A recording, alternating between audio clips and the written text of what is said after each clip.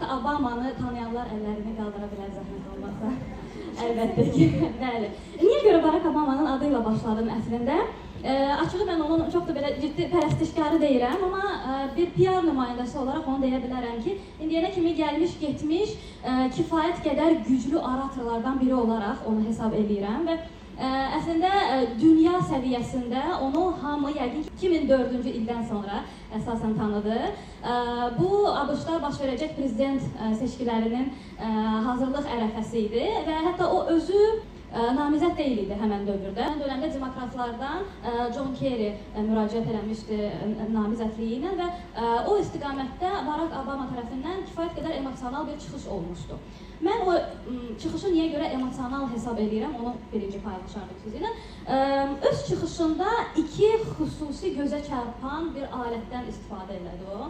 Birincisi, o Amerika Birləşmiş Ştatlarının hekayəsini vurguladı orada. Ki, ölkə necə yaranmışdı, nə zaman yaranmışdı, ölkənin əsasını qoyan şəxslər hansı dəyərlərə əsaslanırdılar, deyəsən belə səsim daha yaxşı gəlir, hansı dəyərlərə əsaslanırdılar, hamımızın qəlbinə yəqin ki, toxunacaq dəyərlərdən orada danışdı ki, hər insan, bütün insanlar əslində dünyaya bərabər hüquqlu şəkildə gəlirlər və hər bir insanın xoşbəxt olmaq istəmək hüququ var. Həqiqətən də bu insanların qəlbinə o zamanda toxunmuşdu. İkinci məsələ isə hansını ki, o daha da insanların qəlblərinə toxuna bildi bulunan, o həmən hekayəyə öz hekayəsini də bağladı. Danışaraq bildirdi ki, onun atası Afrikada, Kenyada anadan olmuşdu, daha sonra ABŞ-a köçmüşdü, orada onun anası ilə tanış olmuşdu və nəticə etibarı ilə bu ölkədə onun kimi bir qara dəlirli gənc insana da yer tapıldı. Və ilham verici mesajı oydu ki, yalnız bizim ölkəmizdə bu kimi hekayə ümumiyyətlə mümkündür. Yəni biz bunu təsəvvür edə bilərik və görə bilərik. İndi sual ondan ibarətdir ki, mən niyə görə ümumiyyətlə bu hekayədən başladım? Çünki yəqin ki, sir deyil, PR əməkdaşlarının qarşısında olan əsas məqsədlərdən biri zamanəmizdə təmsil etdikləri qurumların hekayəsini düzgün şəkildə öz auditoriyalarına çatdırmaqdır. O storytelling dediyimiz şirkətin hekayəsini düzgün çatdırmaq. Mən özüm korporativ sektoru təmsil edirəm və bilirəm ki, hekayənin güclü olması üçün yəqin ki, 3 elementi vurğulamaq istərəm. Biri ondan ibarətdir ki, şirkətin məqsədi olmalıdır. Yəni, şirkət ümumiyyətlə nəyə yaranıb? Öz yaranması ilə hansı məqsədə xidmət göstərmək istəyir. Bunu düzgün şəkildə hədəf kütləsinə kommunikasiya etməlidir və hədəf kütlə deyəndə burada yalnız müştəri tərəfdaşlar deyil, eyni zamanda şirkətin əməkdaşları da bura aiddir. Nümunə olaraq bir neçə şirkətlərə əslində baxa bilərik. Mən hamımızın dərhal ağlına gəlməyən bir şirkətlə vurğulamaq istəyirəm. Bu Filipində tanınmış bir holdinglardan biridir. Bu SM Holding. Onun təsisçisi əslində zamanında öz hekayəsi barədə danışanda deyir ki, zamanında məktəbə gedəndə geyməyə ayaqqabı tapmayıb və bunun üçün böyüyəndə bir ayaqqabı mağazası əslində formalaşdırıb və onun şirkətinin məqsədi hər bir Filipinli üçün geyinəcək ayaqqabı təmin etməkdir. Əslində, məqsədin sırf sosial hansısa elementə bağlanması şərt deyil. Bu, hər hansısa bir biznes və ya neytral mövzuya da bağlı ola bilər. Məsələn, yenə də çalışıram nümunələri çox da tanınmayan şirkətlər üzərindən verim ki, onların keysləri normalda daha cana yaxın olmuş olur. Məsələn, bir dondurma brendi var, Gin and Carries brendi. Onların missiyası mənim xoşuma gəlir. Deyirlər ki, mümkün olan ən gözəl vizual şəkildə, mümkün olan ən dadlı dondurmaları təqdim eləmək. Amma ən azından onlar bilirlər ki, onlar nəyə nail olmaq istəyirlər nəticə etibarı ilə. Bundan öncə çox gözəl, maraqlı bir panelimiz oldu. Mən həzz aldım bayaq dediyim kimi o panel müzakirəsindən. Təzə layihələr barədə də eşitdim. Bu arada bunları mütləq çatdıracağım bizim korporativ sosial məsuliyyət komandalarımıza da bu barədə ki, ağıllarında tutsunlar.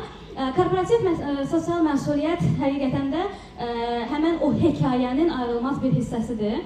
Onu da vurğulayayım ki, orada bayaq bir sual gəlmişdi ki, niyə görə cəmiyyət korporativ sosial məsuliyyəti bir reklam olaraq qəbul edirlər. Cəmiyyət tərəfindən nəyə görə belə bir düşüncə var? Çünki açıq danışsaq, 80% кейslərdə bu həqiqətən də reklam üçün edilmiş bir şeydir. Yəni şirkət normalda bu kimi alətdən istifadə edir ki, özünə qarşı hər hansısa bir rəğbət yaransın. Yenə də sosial məsuliyyət mövzusunda çox dayanmaq istəmirəm bu kimi gözəl müzakirələrdən sonra. Sadəcə onu vurğulayıram ki, hekayənin bir hissəsi normalda sosial məsuliyyətə bağlı olur və üçüncü element hansını vurğulamaq istəyərdim. Bu şirkətlərin özü ilə assosiasiya edilməsini istədiyi hisslərin yaradılmasıdır. Yəni biz hal-hazırda elə bir dövrdə yaşayırıq ki, artıq şirkətlər məhsul və ya xidmət satmırlar. Onlar artıq hissiyat, emosiya satmağa çalışırlar. Hamımızın tanıdığı bir brend, Nike brendi. Bu dəqiqə onun sosial media səhifəsində hətta siz görsəz, siz görəcəksiniz ki, orada məhsul, xidmət barədə daha az kommunikasiya gedir, daha çox kommunikasiya onların yaşatdığı hisslər, zəhmətkeşlik, əzmkarlıq, əziyyət, amma o əziyyətə baxmayaraq, heç nəyə baxmayaraq, qalibiyyət, uğur və o uğurun sevinci. Yəni, Nike deyəndə ağıla yəqin ki, heç nəyə baxmayaraq qalibiyyət və o qalibiyyətin sevinci hissi artıq insanların ağlına gəlir ki, bu da əslində onların hekayəsinin bir hissəsidir.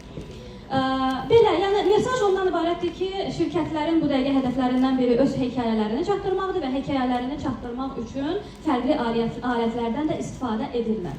Amma bu o deməkdirmi ki, hər istənilən şirkət indi öz hekayəsini formalaşdırsa və daha sonra məqsədini qursa, ona uyğun sosial proqramını formalaşdırsa, ona uyğun hisslər hətta insanlarda formalaşdırsa, bazarda olan bütün müştərilər dərhal onu seçəcək və ya bütün ən ağıllı kadrlar birbaşa olaraq müraciət edəcək həmən şirkətə. Əlbəttə ki, bu o demək deyil. Çünki bir reallıq var.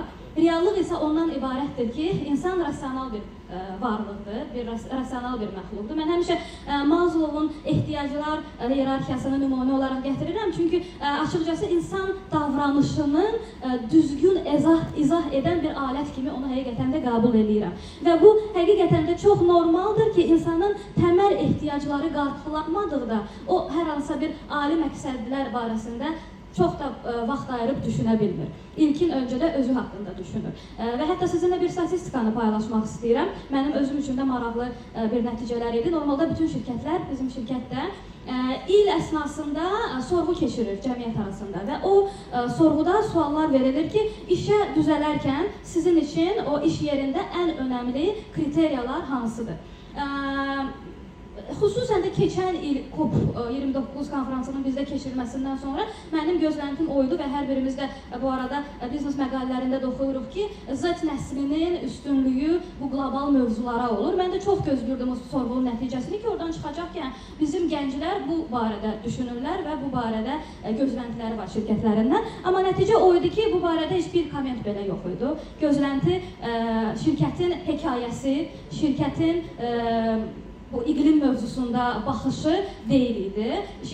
Gözləndi birbaşa olaraq əməkdaşa dəyən hissələr idi. Bu onun əmək haqqısı idi. Bu onun üçün qabağa getməyə, inkişaf etmək üçün fürsətlər idi və iş, daha sonra şəxsi həyat balansı idi. Çox normal olaraq. Ona görə mənim yəqin ki, buradan mesajım korporativlərə də eyni zamanda o olardı ki, biz bu dünya praktikalarını, bu dünya standartlarını oxuyuruq, eləməliyik də, oxumalıyıq da.